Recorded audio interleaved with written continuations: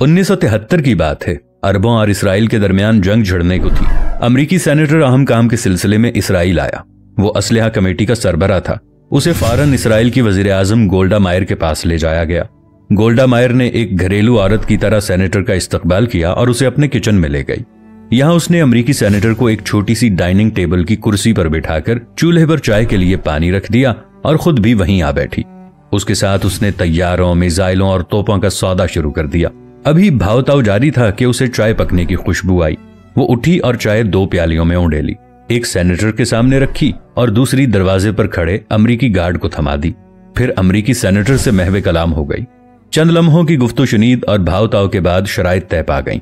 वो उठी, प्यालियां समेटी और उन्हें धोकर वापस सेनेटर की तरफ पलटी और बोली, मुझे ये सौदा मंजूर है।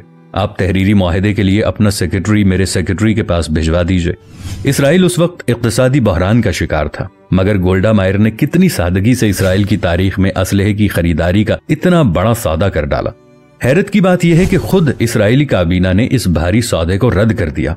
उसका मौक़िफ़ था, इस खरीदारी के बाद इसराइली कौम को बरसों तक दिन में एक वक्त खाने पर इक्तफा करना पड़ेगा।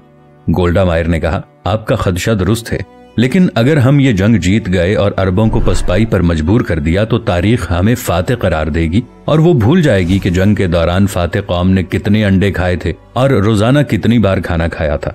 उसके दस्तरखान पर शहद, मक्खन, जैम था या नहीं, और उनके जूतों में कितने सुराख थे या उनकी तलवारों के न्याम फटे पुराने थे। फातेह सिर्फ फातेह होता है। गोल्डा मायर की दलील पर इसराइली काबीना को इस सौदे की मंजूरी देना पड़ी। आने वाले वक्त ने साबित कर दिया कि गोल्डा मायर का इकदाम दुरुस्त था और फिर उसी असलहे और जहाजों से यहूदी अरबों के दरवाजों पर दस्तक दे रहे थे। जंग के काफी अरसे बाद वॉशिंगटन पोस्ट के नुमाइंदे ने गोल्डा मायर का इंटरव्यू किया और सवाल किया, अमरीकी असलहा खरीदने के लिए आपके जहन में जो दलील थी वो फौरन आपके जहन में आई थी या पहले से हिकमत अमली तैयार कर रखी थी? चौंका देने वाला जवाब था। वो बोली, मैंने ये इस्तदलाल अपने दुश्मनों यानी मुसलमानों के नबी मोहम्मद सल्लल्लाहु अलैहि वसल्लम से लिया था। मज़ाहिब का मवाजना मेरा पसंदीदा मौजू था। उन्हीं दिनों मैंने मोहम्मद सल्लल्लाहु अलैहि वसल्लम की सवाने हयात पढ़ी।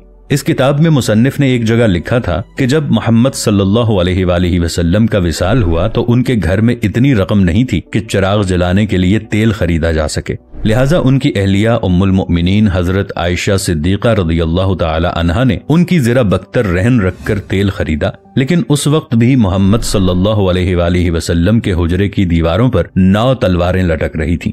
ये वाकया पढ़ा तो मैंने सोचा कि दुनिया में कितने लोग होंगे जो मुसलमानों की पहली रियासत की कमजोर इक्तिसादी हालत के बारे में जानते होंगे, लेकिन मुसलमान आधी दुनिया के फाते हैं। ये बात पूरी दुनिया जानती है।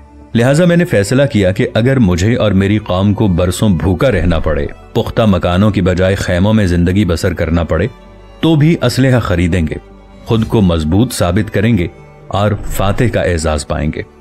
लिहाजा जरा नहीं पूरा सोचिए कि ये एजेंडा हम में किसने इंजेक्ट किया कि जब हमारे करप्ट हुक्मरानों का एहतसाब होता है तो हम अपनी सरहदों के पासबानों को बुरा भला कहना शुरू कर देते हैं और हमारे यही करप्ट चेहरे अपने जाती मफादात और जाती इंतकाम के लिए इदारों का इस्तेमाल करने की भरपूर कोशिश करते हैं।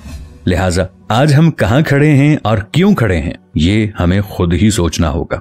मिलेंगे नई वीडियो के साथ, तब तक के लिए अल्लाह निगहबान।